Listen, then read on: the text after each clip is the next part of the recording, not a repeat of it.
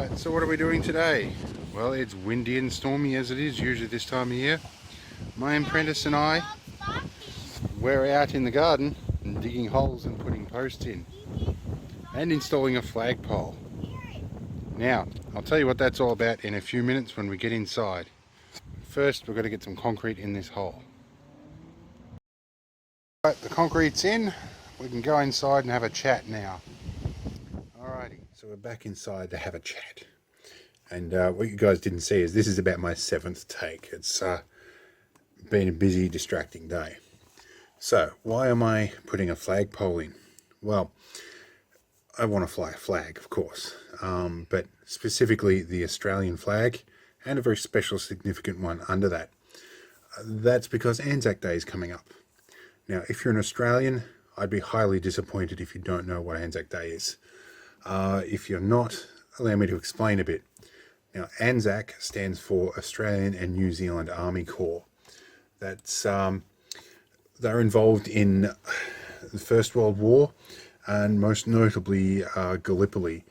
But ANZAC Day has been expanded over the years to encompass all veterans and those who have given their life in battle and current serving members.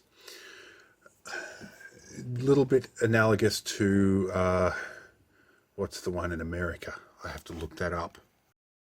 Very analogous to Memorial Day in the USA, with a few differences.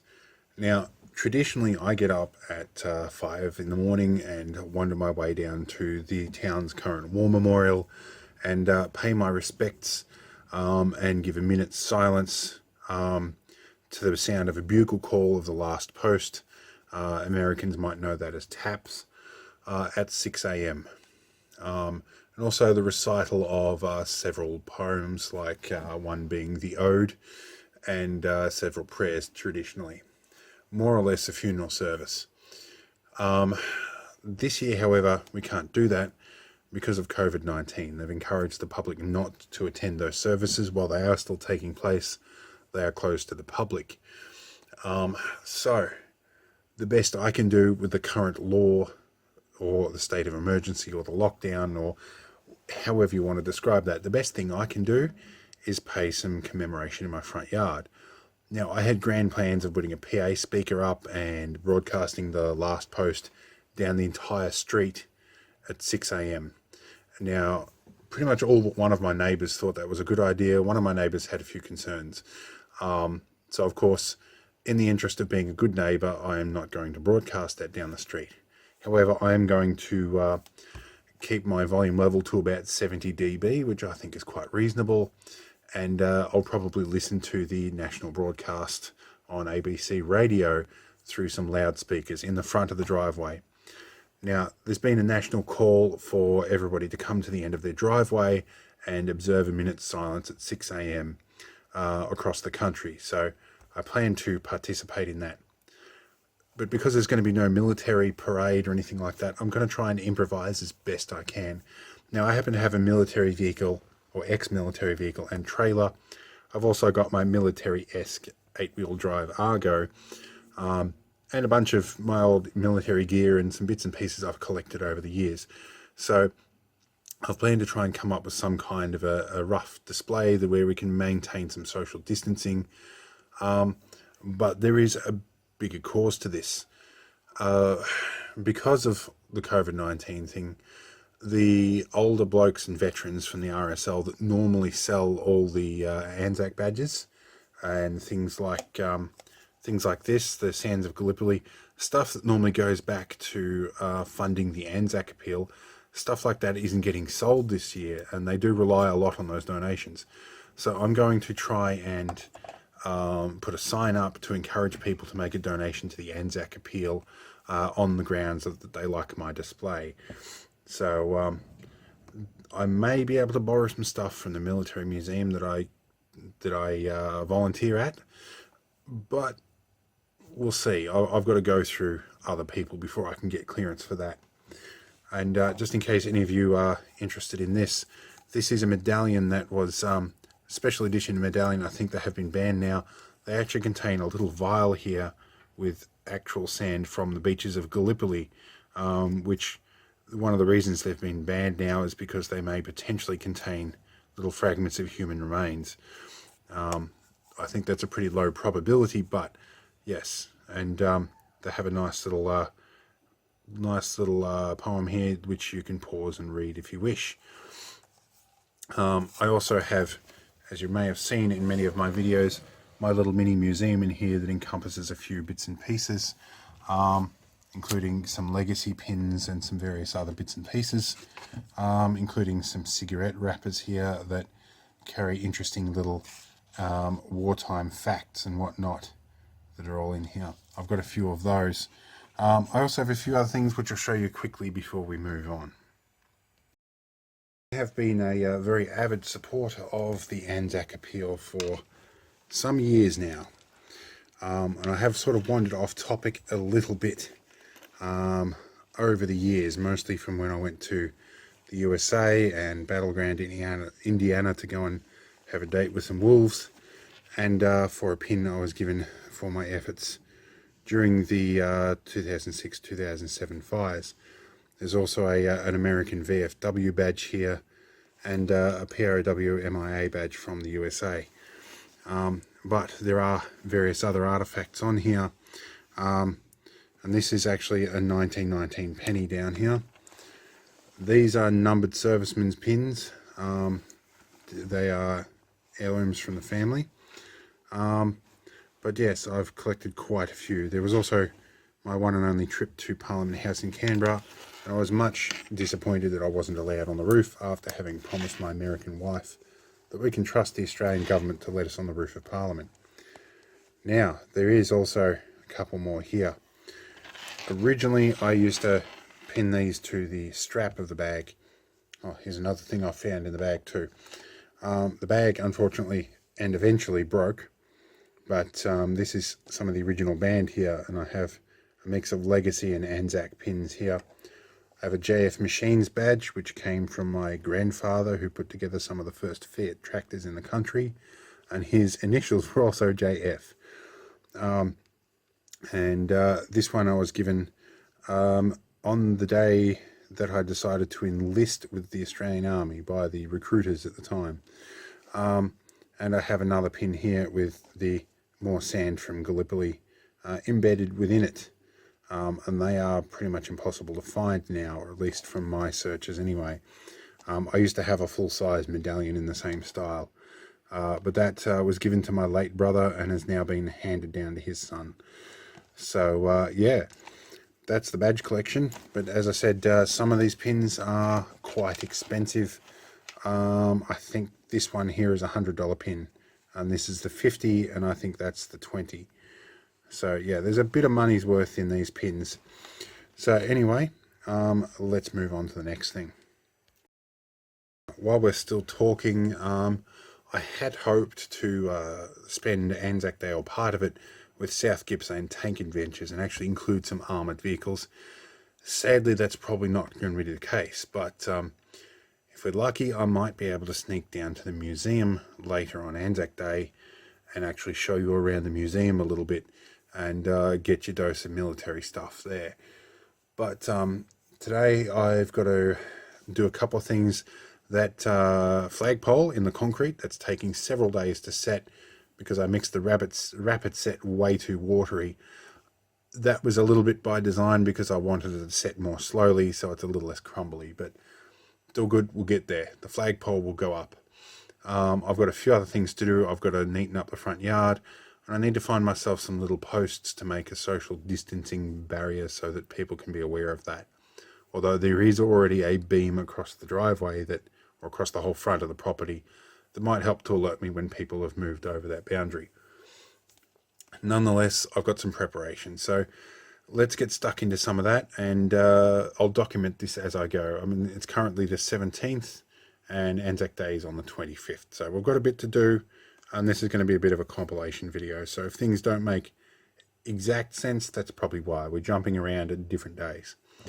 But let's get stuck into this. It's about 4 days later, and my 15-minute rapid set took 4 days to set, but that's not a bad thing means it's going to be less crumbly. But we've got our flagpole up, and we're way up there. But probably do need to do some tree trimming. But yeah, the next job, we've got to put our rope guide or a rope hook on the bottom here, and at a nice convenient height. All right, and then we've got a few other things to plan.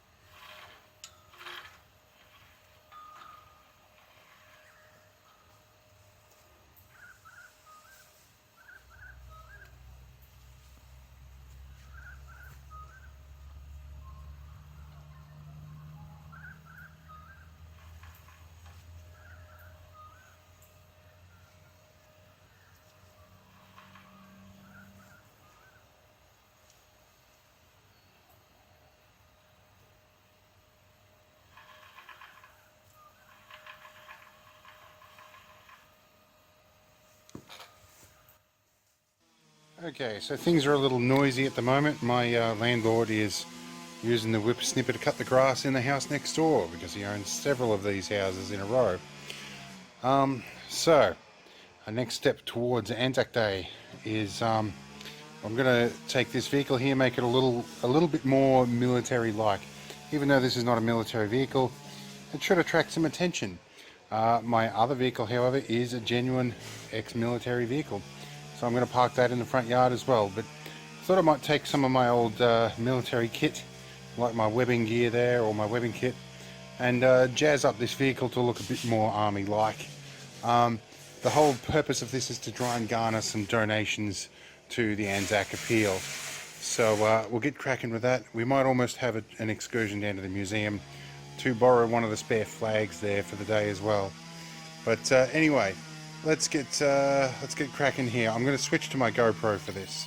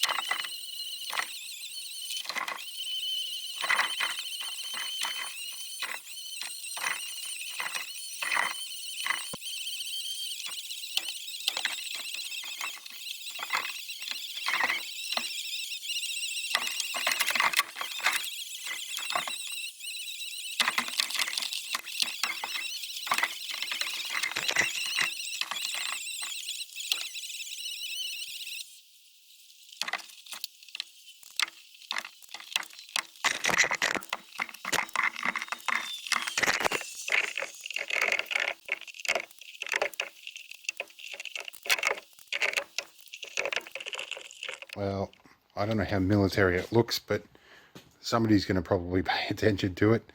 So yeah, I've got a few more things I can do, but I think I'll pretty well leave it here. At least it grabs some attention as, hey, that might be military. Then they might look at the military vehicle, see the sign, and that says, hey, don't forget about the ANZAC Appeal. Here's a link to donate. Probably the best thing I can do social distancing wise, and we'll grab some attention. And if nothing else, this can be a mobile display stand for genuine military stuff. So yeah, anyway, I'm going to keep going, and we'll cut to when I'm done with the rest of this. Alright, so I have my Land Rover Parenti. This is more or less how I got it, less a few of the extra accoutrements on the front. So that'll be parked at the front, and also attached is the number 5 trailer, which still has its original Christmas tree on it, 5974, which I think that is Signals Corps from Melbourne, I believe. I'm not sure. Now, one thing you'll notice about my Land Rover, I have finally changed from the military treads. I'll put Hancocks on here. These are what were originally on it, 7.5 inch wide jobs, and they do the job very well, but they're discontinued. I think they're Michelin XZLs, but the hand hooks are a good alternative. The camper trailer, if you've seen my other videos, you will have seen the camper trailer build. It all packs up like this. Back underneath here, you'd never know it was under there. I've left the original target dot on here. I'm not sure what that's for, but we'll find out. And of course, we've got the original pintle rings on everything.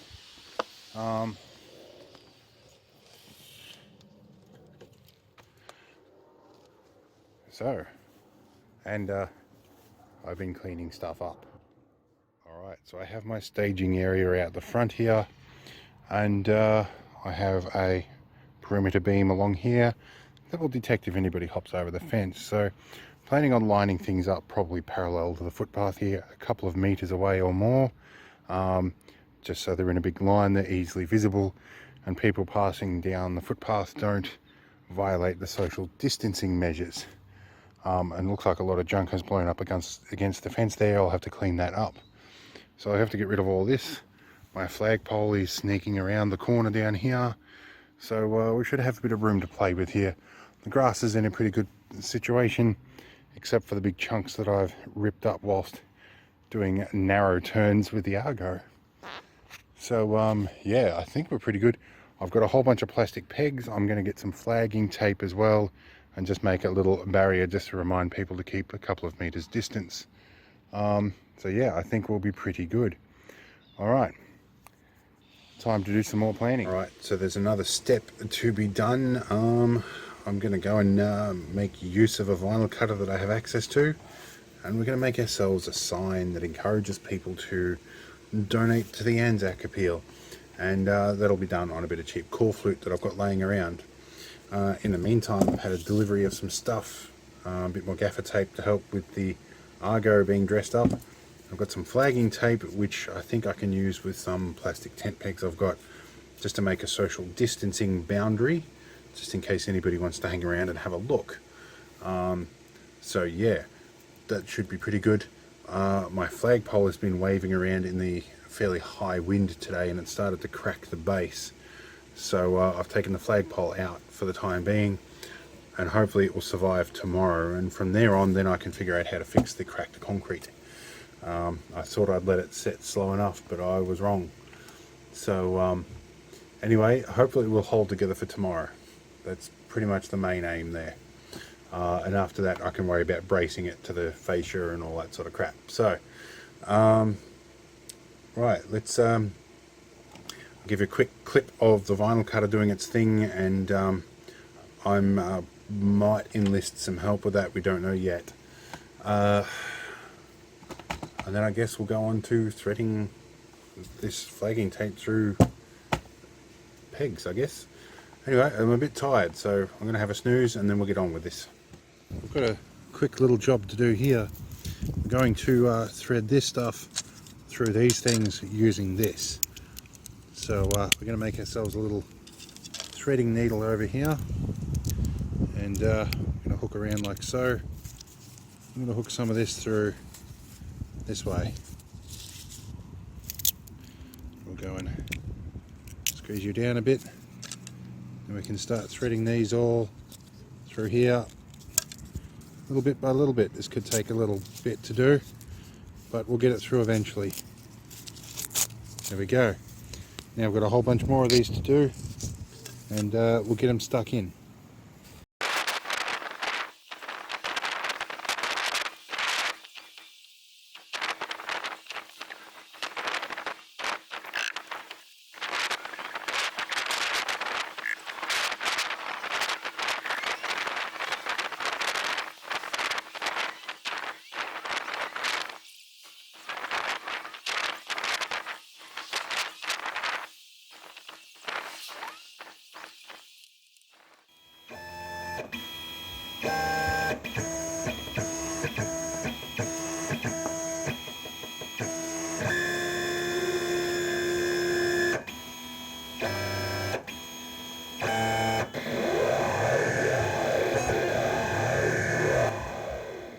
Are sorted out. The junk pile I haven't figured out what to do with yet, but we've got our lines laid out as you just saw.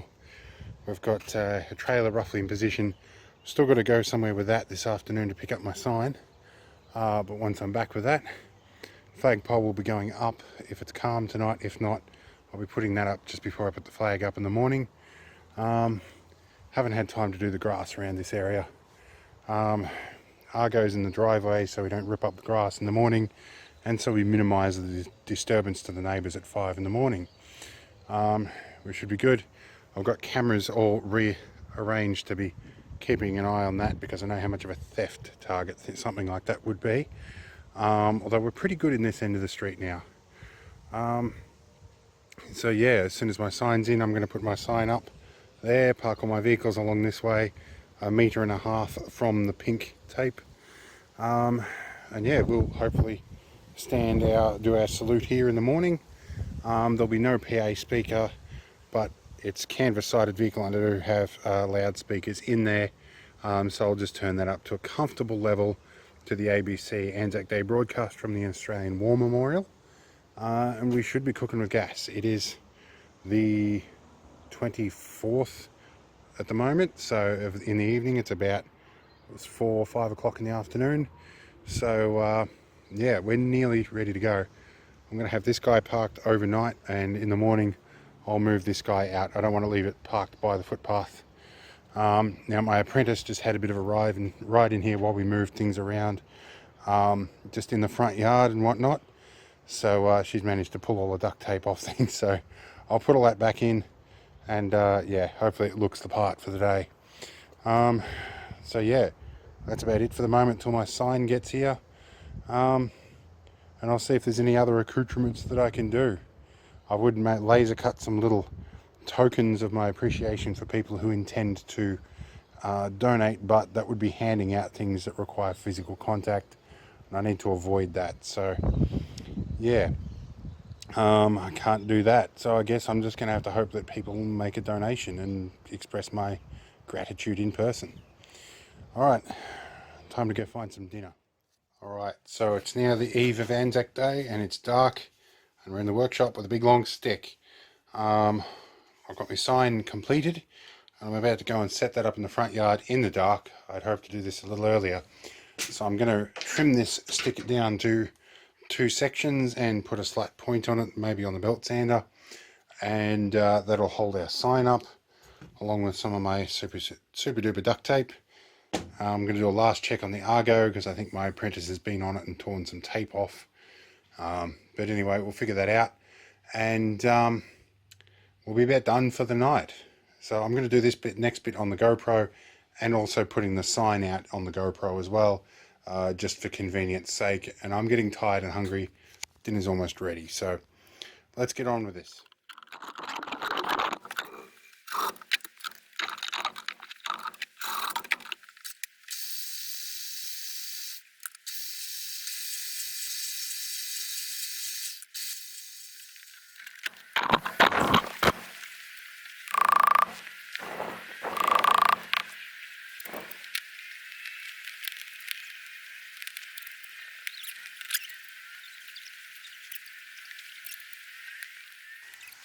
Now, I have neglected one rather important thing I need to do tonight. My good old trench coat, made by my late grandmother. I wear this every ANZAC Day and it's got a little bit dusty, so I need to get this dusted off. This is made out of moleskin, handmade by my dressmaker grandmother. Perfectly tailored to fit me. The belt, however, is a little short for me these days. My midsection's a little bit bigger than it used to be, but we'll get all this cleaned up and hopefully I'll be wearing this in the morning. Well, it's 5 AM and never fails to be foggy on ANZAC Day. Right, so it's pitch black. It's 5:30 in the morning. Everything's foggy. We're going to turn on our radio.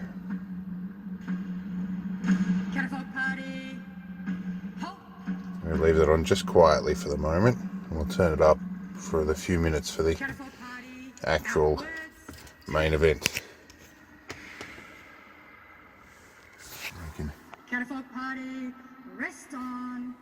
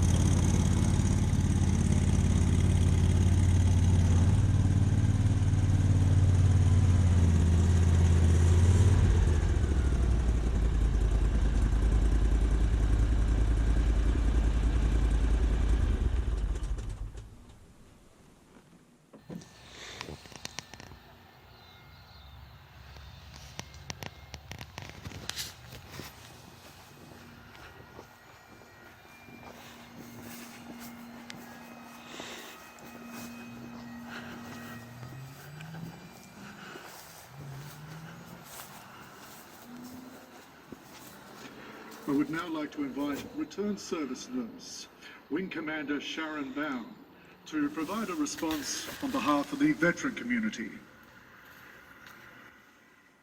For us, immersed in their spirit, we now pause as Mr. Don Speaks recites the ode. After the ode, the last toast will be sounded, and we ask that you all join us in marking 1 minute silence, followed by the reveille. Catapult party, attention!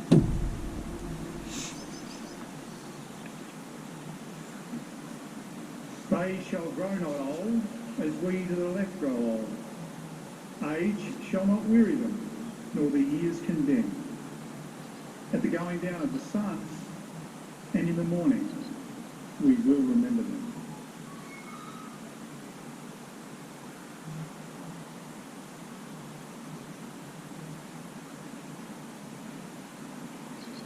Catapult party, present arms.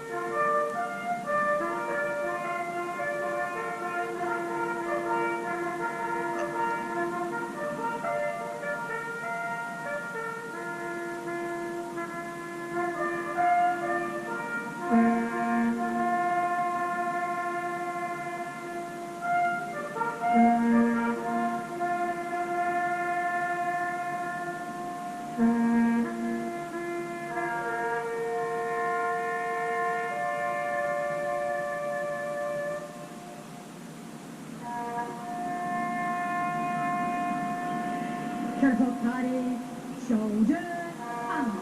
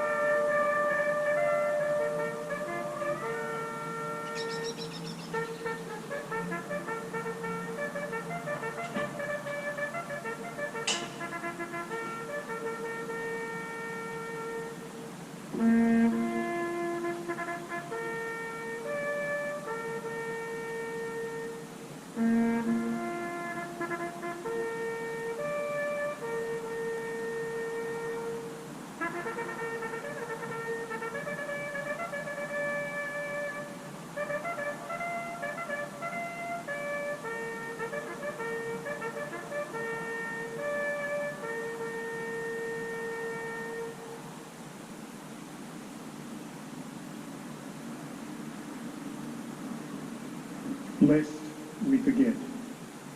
Lest we forget.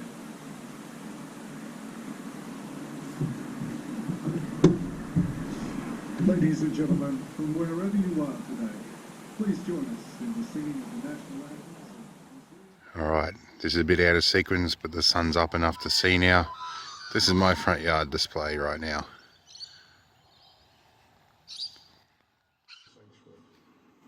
So I've got the red lights on for the poppy colour today. We're watching Melbourne now. It's we've done our main event. This is pre-recorded event. And we're about to go and have our gunfire breakfast this morning. We'd normally be down at the RSL doing that. We're about to make it.